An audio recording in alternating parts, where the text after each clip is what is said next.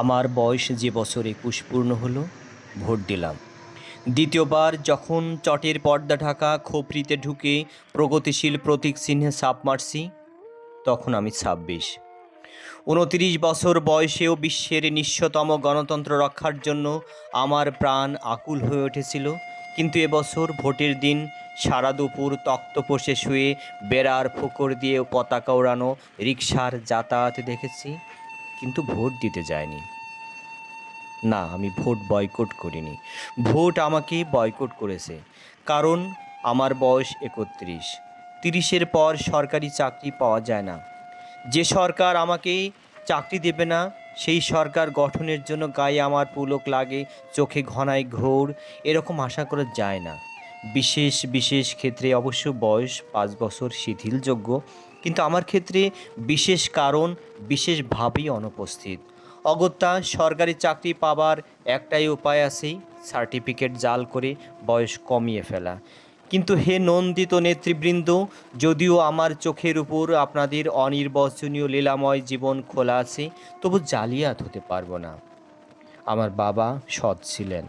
এই গঞ্জের বাজারে ন্যাড়া ছাতিমতলায় কাঁচা পাকা চুলে পুরো কাশির চশমা চোখে যে বৃদ্ধটি কুঁজো হয়ে মান্ধাতার আমলের টাইপরাইটারে আমার এবং আমার মতো শত শত চাকরি প্রার্থী এবং ভোটদাতা অর্থাৎ আপনাদের পরমান্নদাতা যুবকের হাজার হাজার দরখাস্ত টাইপ করে দিতেন, একদিন ভর দুপুরে তার বুকের বাঁ দিকের লজ ঝরে টাইপ মেশিনটা বিগড়ে গেল।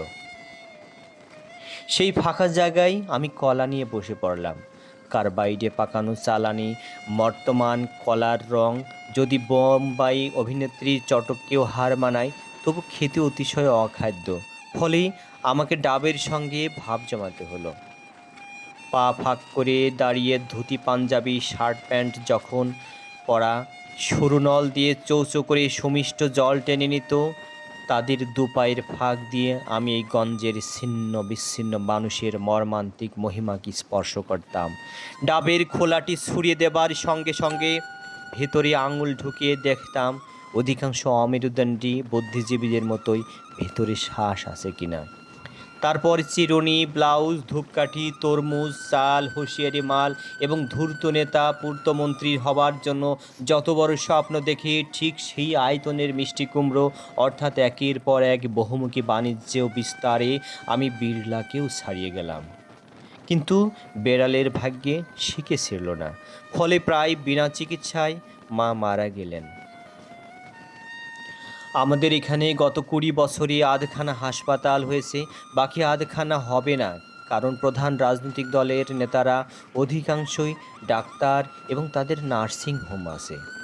রোজ ভোর ৪টেয় উঠে আমি যখন বস্তির গণতান্ত্রিক খাটা পায়খানায় লাইন দিতাম, মা নিজের হাতে দেয়া ঘুঁটে জ্বালিয়ে চা করে দিতেন। সেই স্যাঁতসেঁতে অন্ধকারে ধোঁয়াটে আগুনের সামনে বসে থাকা মাকে আমার ভারতবর্ষ বলে মনে হতো। দিদির মৃতদেহ দড়ি কেটে নামবার পর মা একদম চুপ হয়ে গিয়েছিলেন। যার সঙ্গে দিদির বিয়ে হয়েছিল সে গরিব ছিল এবং ভালো ছিল, কিন্তু দারিদ্র তাকে মহানও করেনি বা খ্রিস্টের সম্মানও দেয়নি। এক চোরাকারবারি শ্রমিক নেতার আর কাঠিতে পরিণত করেছিল। সে সেই নেতাকে মহিলা সরবরাহ করত, সেই নেতার সঙ্গে মন্ত্রীর যোগাযোগ ছিল, মন্ত্রীর সঙ্গে কেন্দ্রের যোগ ছিল, কেন্দ্রের সঙ্গে পরিধির যোগ ছিল, পরিধির সঙ্গে ব্যাস এবং ব্যাসের সঙ্গে ব্যাসার্ধের সংযোগ ছিল, এবং এই সব সূক্ষ্ম যোগাযোগগুলো একসঙ্গে গিঁট লেগে একটা মোটা নাইলনের দড়ি হয়ে দিদির গলায় ফাঁস লাগিয়েছিল। চাকরি আমার হতো। জেলার সব ছাত্রদের মধ্যে আমি যদি মাতৃভাষায় প্রথম না হয়ে আপনাদের পিতৃভাষা অর্থাৎ ইংরেজিতে প্রথম হতাম, হয়তো আমার বরাত খুলে যেত। অথবা আমার বন্ধুরা যারা ঠিক ঠিক জায়গায় তেল সরবরাহে আরব রাষ্ট্রগুলোকেও হার মানিয়েছে, আমি যদি তাদের সঙ্গে প্রতিযোগিতায় নামতে পারতাম, তাহলে আমার গলায় বাদামের ঝুড়ির বদলে নেকটাই ঝুলত। গর্তে ঢুকে যাওয়া ফ্যাকাশে হলুদ রঙের দুটো চোখের শূন্য দৃষ্টি, একটা অকেজো টাইপ মেশিন ছাড়া বাবা আমার জন্য কিছু রেখে যেতে পারেননি। এবছর জীবনের সর্বশেষ ভোটটি দিয়ে মা চলে গেলেন, ভারতবর্ষ পড়ে রইল। আমার আর কোনো দায় নেই। যেহেতু আজকের দর্শন আগামীকালের সংস্কার মাত্র, এখন যদি আমি সন্ন্যাসী হয়ে যাই, বন্ধুরা বলবে পালিয়ে গেল। বিদেশি টাকায় পুষ্ট যেসব তথাকথিত জনসেবা প্রতিষ্ঠান আছে, তাতে যদি ভাতের জন্য ঢুকে পড়ি, তারা বলবে বেটা গুপ্তচর। যদি আত্মহত্যা করি তাহলে কাপুরুষ, আর যদি সোজাসুজি প্রতিবাদ করি তাহলে আপনারা রাজনৈতিক নৈশ প্রহরীরা কালো টাকার কুমিরদের অন্ধকার পাড়ায় গিয়ে মাঝরাতে নকশাল নকশাল বলে ঘেউ ঘেউ করে তাদের জাগিয়ে দেবেন।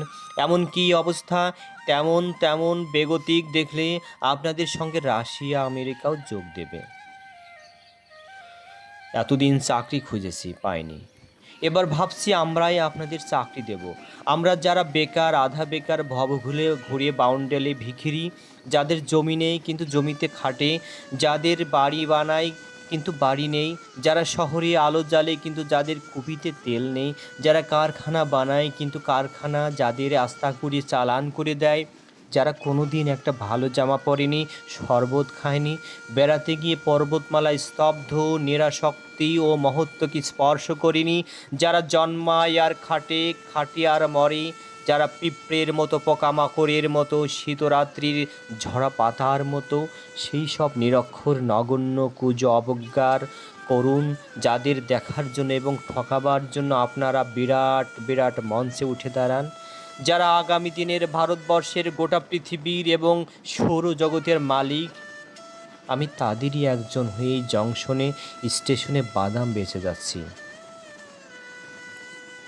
কসাইয়ের বাঁ হাতের বুড়ো আঙুলের মতো জীবন আমাদের যে কোনো মুহূর্তে বিচ্ছিন্ন হয়ে যেতে পারি, আবার এই আঙুলের কেন্দ্রীভূত চাপে খোলা ফাটিয়ে বের করে আনা যায় রাজনৈতিক ক্ষমতার পুষ্টিকর তৈলবীজ।